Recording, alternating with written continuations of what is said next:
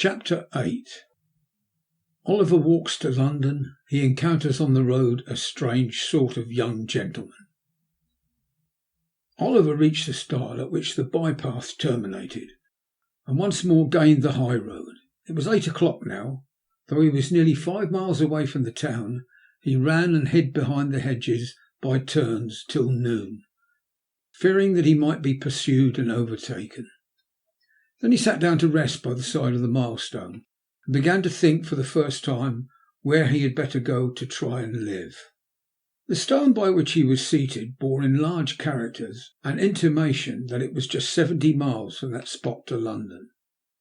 The name awakened a new train of ideas in the boy's mind. London, that great place. Nobody, not even Mr. Bumble, could ever find him there. He had often heard the old men in the workhouse too say that no lad of spirit need want in London, and that there were ways of living in that vast city which those who had been bred up in the country parts had no idea of. It was the very place for a homeless boy who must die in the streets unless someone helped him. As these things passed through his thoughts, he jumped upon his feet and again walked forward. He had diminished the distance between himself and London by a full 4 miles before he recollected how much he must undergo ere he could hope to reach his place of destination. And as this consideration forced itself upon him, he slackened his pace a little and meditated upon his means of getting there. He had a crust of bread, a coarse shirt, and 2 pairs of stockings in his bundle. He had a penny too, a gift of Sowerberry's after some funeral which he had acquitted himself more than ordinarily well. In his pocket a clean shirt, thought Oliver, is a very comfortable thing, and so are 2 pairs of darned stockings, and so is a penny, but they are small help to a 65 miles walk in winter time. But Oliver's thoughts, like those of most other people, although they were extremely ready and active to point out his difficulties, were wholly at a loss to suggest any feasible mode of surmounting them. So after a good deal of thinking and no particular purpose, he changed his little bundle over to the other shoulder and trudged on. Oliver walked 20 miles that day, and all that time tasted nothing but the crust of dry bread and a few draughts of water which he begged at the cottage doors by the roadside. When the night came, he turned into a meadow and, creeping close under a hayrick, determined to lie there till morning. He felt frightened at first, for the wind moaned dismally over the empty fields, and he was cold and hungry and more alone than he had ever felt before. Being very tired with his walk, however, he soon fell asleep and forgot his troubles.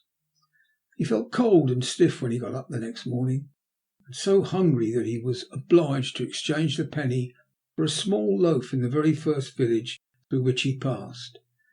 He had walked no more than 12 miles when night closed in again.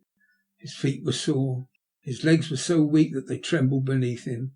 Another night passed in the bleak damp air made him worse. When he set forward on his journey next morning, he could hardly crawl along. He waited at the bottom of a steep hill until a stagecoach came up, and then begged of the outside passengers, but there were very few who took any notice of him.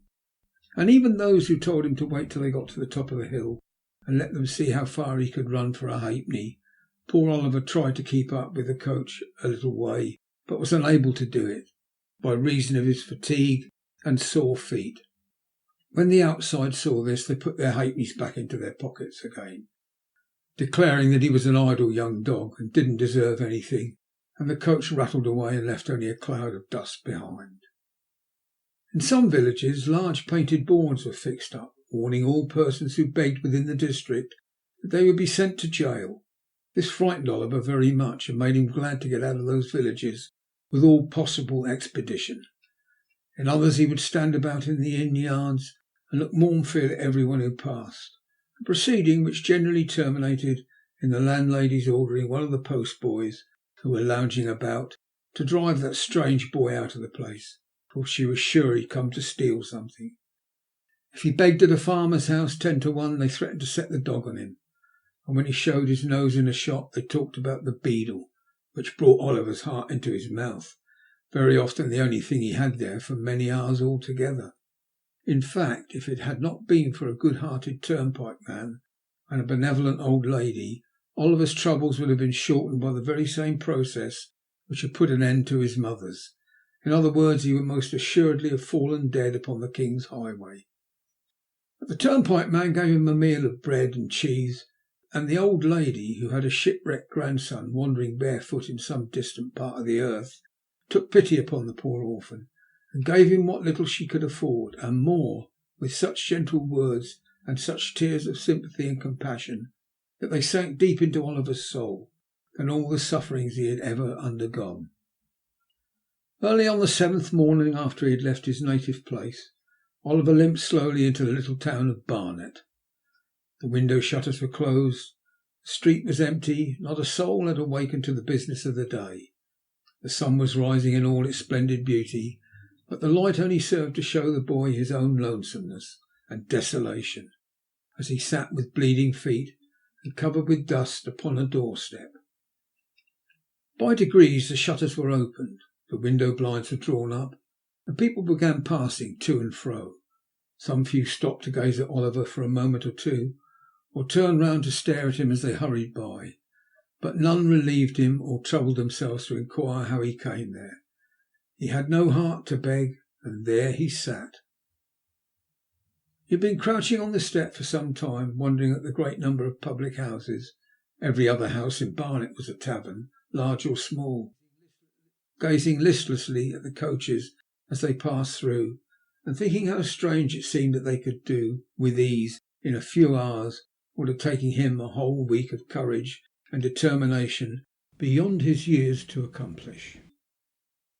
When he was roused by observing that a boy who had passed him carelessly some minutes before had returned and was now surveying him most earnestly from the opposite side of the way, he took little heed of this at first, but the boy remained in the same attitude of close observation so long that Oliver raised his head and returned his steady look. Upon this the boy crossed over and, walking close up to Oliver, said, "Hello, my covey, what's the row?" The boy who addressed this inquiry to the young wayfarer was about his own age, but one of the queerest looking boys that Oliver had ever seen. He was a snub-nosed, flat-browed, common-faced boy enough, and as dirty as juvenile as one would wish to see, but he had about him all the airs and manners of a man. He was short of his age, with rather bow legs and little sharp, ugly eyes. His hat was stuck on the top of his head so lightly that it threatened to fall off every moment, and would have done so very often had the wearer not had the knack of every now and then giving his head a sudden twitch which brought it back to its old place again. He wore a man's coat which reached nearly to his heels. He had turned the cuffs back halfway up his arm, get his hands out of the sleeves apparently with the ultimate view of thrusting them into the pockets of his corduroy trousers, for there he kept them. He was altogether as roistering and swaggering a young gentleman as ever stood 4 feet 6 or something less in the bluchers. "Hello, my covey, what's the row?" said this strange young gentleman to Oliver. "I am very hungry and tired," replied Oliver, tears standing in his eyes as he spoke. "I have walked a long way. I have been walking these 7 days." "Walking for 7 days," said the young gentleman. "Oh, I see. Beak's order, eh?" But he added, noticing Oliver's look of surprise, "I suppose you don't know what a beak is, my flash companion?" Oliver mildly replied that he had always heard of a bird's mouth described by the term in question. "My eyes, how green!" exclaimed the young gentleman. "Why, a beak's a magistrate, and when you walk by a beak's order it's not straightforward, but always a going up and never coming down again. Was you never on the mill?" "What mill?" inquired Oliver. "What mill? Why, the mill. The millers takes up so little room that it'll work inside a stone jug, and always gets better when the wind's low with people than when it's high, because then they can't get workmen." "But come," said the young gentleman, "you want grub and you shall have it. I'm at a low water mark myself, only 1 bob and a magpie, but as far as it goes I'll fork out and stump up with you on your pins. There, now then, Morris." Assisting Oliver to rise, the young gentleman took him to an adjacent chandler's shop, where he purchased a sufficiency of ready dressed ham and half a quarter of a loaf, or, as he himself expressed it, a fourpenny bran. The ham being kept clean and preserved from dust by the ingenious expedient of making a hole in the loaf by pulling out a portion of the crumb and stuffing it therein. Taking the bread under his arm, the young gentleman turned to a small public house and led the way to a tap room in the rear of the premises. Here a pot of beer was brought in by direction of the mysterious youth, and Oliver, falling to at his new friend's bidding, made a long and hearty meal, during the progress of which the strange boy eyed him from time to time with great attention. "Going to London?" said the strange boy when Oliver at length concluded. "Yes." "Got any lodgings?" "No." "Money?" "No." The strange boy whistled and put his arms into his pockets as far as the big coat sleeves would allow them to go. "Do you live in London?" inquired Oliver. "Yes, I do when I'm at home," replied the boy. "I suppose you want some place to sleep tonight, don't you?" "I do indeed," answered Oliver. "I have not slept under a roof since I left the country." "Don't fret your eyelids on that score," said the young gentleman. "I've got to be in London tonight, and I know a respectable old gentleman who lives there what will give you lodgings for nothing, and never ask for the change. That is, if any gentleman he knows introduces you. And don't he know me? Oh no, not in the least. By no means, certainly not." The young gentleman smiled, as if to intimate that the latter fragments of the discourse were playfully ironical, and finished his beer as he did so. This unexpected offer of shelter was too tempting to be resisted, especially as it was immediately followed up by the assurance that the old gentleman referred to would doubtless provide Oliver with a comfortable place without loss of time. This led to a more friendly and confidential dialogue, from which Oliver discovered that his friend's name was Jack Dawkins, that he was a peculiar pet and protégé of the elderly gentleman before mentioned. Mr. Dawkins' appearance did not say a vast deal in favour of the comforts which his patron's interest obtained for those whom he took under his protection, but as he had a rather flighty and dissolute mode of conversing, and furthermore avowed that among his intimate friends he was better known by the sobriquet of the Artful Dodger, Oliver concluded that, being of a dissipated and careless turn, the moral precepts of his benefactor had hitherto been thrown away upon him. Under this impression he secretly resolved to cultivate the good opinion of the old gentleman as quickly as possible, and if he found the Dodger incorrigible, as he more than half suspected he should, to decline the honour of his further acquaintance. As Jack Dawkins objected to their entering London before nightfall, it was nearly 11 o'clock when they reached the turnpike at Islington. They crossed from the Angel into St. John's Road, and struck down the small street which terminates at Sadler's Wells Theatre, through Exmouth Street and Coppice Row, down the little court by the side of the workhouse, across the classic ground which once bore the name of Hockley in the Hole, thence into Little Saffron Hill, and so into Saffron Hill the Great, along which the Dodger scudded at a rapid pace, directing Oliver to follow close at heels. Although Oliver had enough to occupy his attention in keeping sight of his leader, he could not help bestowing a few hasty glances on either side of the way as he passed along. A dirtier or more wretched place he had never seen. The street was very narrow and muddy, and the air was impregnated with filthy odours. There were a good many small shops, but the only stock in trade appeared to be heaps of children, who even at that time of night were crawling in and out of the doors or screaming from the inside. The sole places that seemed to prosper amid the general blight of the place were the public houses, and in them the lowest orders of Irish were wrangling with might and main.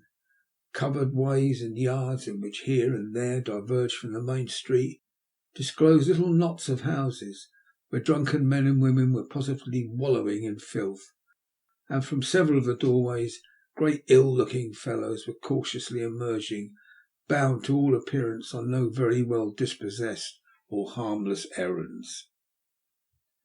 Oliver was just considering whether he hadn't better run away when they reached the bottom of the hill. His conductor, catching him by the arm, pushed open the door of a house near Field Lane, and drawing him into the passage, closed it behind them. "Now then," cried a voice from below in reply to a whistle from the Dodger. "Plummy and slam," was the reply. There seemed to be some watchword or signal that all was right, for the light of a feeble candle gleamed on the wall at the remote end of the passage. and a man's face peeped out from where a balustrade of the old kitchen staircase had been broken away. "There's two of you," said the man, thrusting the candle farther out and shielding his eyes with his hand. "Who's the other one?" "A new pal," replied Jack Dawkins, pulling Oliver forward. "Where'd he come from?" "Greenland. Is Fagin upstairs?" "Yeah, he's a sorting the wipes. Up with you." The candle was drawn back and the face disappeared. Oliver, groping his way with one hand and having the other firmly grasped by his companion, ascended with much difficulty the dark and broken stairs, which his conductor mounted with an ease and expedition that showed he was well acquainted with them. He threw open the door of a back room and drew Oliver in after him. The walls and ceilings of the room were perfectly black with age and dirt. There was a deal table before the fire, upon which were a candle stuck in a ginger beer bottle, 2 or 3 pewter pots, a loaf and butter, and a plate. In a frying pan which was on the fire and which was secured to the mantelshelf by a string, some sausages were cooking, and standing over them with a toasting fork in his hand was a very old shrivelled Jew, whose villainous looking and repulsive face was obscured by a quantity of matted red hair. He was dressed in a greasy flannel gown, with his throat bare, and seemed to be dividing his attention between the frying pan and the clothes horse, over which a great number of silk handkerchiefs were hanging. Several rough beds made of old sacks were huddled side by side on the floor. Seated around the table were 4 or 5 boys, none older than the Dodger, smoking long clay pipes and drinking spirits with the air of middle-aged men. These all crowded round about their associate as he whispered a few words to the Jew, then turned round and grinned at Oliver. So did the Jew himself, toasting fork in hand. "This is him, Fagin," said Jack Dawkins, "my friend Oliver Twist." The Jew grinned, and making a low obeisance to Oliver, took him by the hand and hoped he should have the honour of his ultimate acquaintance. Upon this the young gentleman with the pipes came round him and shook both his hands very hard, especially the one in which he held his little bundle. One young gentleman was very anxious to hang his cap up for him, and another was so obliging as to put his hands in his pockets, in order that, as he was very tired, he might not have the trouble of emptying them himself when he went to bed. These civilities would probably be extended much further but for a liberal exercise of the Jew's toasting fork on the heads and shoulders of the affectionate youths who offered them. "We're very glad to see you, Oliver, very," said the Jew. "Dodger, take off the sausages and draw a tub near the fire for Oliver. Ah, you're staring at the pocket handkerchiefs, my dear? Well, there are a good many of them, ain't there? We've just looked them out ready for the wash. That's all, Oliver, that's all." The latter part of this speech was hailed by a boisterous shout of the all-hopeful pupils of the merry old gentleman, in the midst of which they went to supper. Oliver ate his share, and the Jew then mixed him a glass of hot gin and water, telling him he must drink it off directly because another gentleman wanted the tumbler. Oliver did as he was desired. Immediately afterwards he felt himself gently lifted onto one of the sacks, and then he sunk into a deep sleep.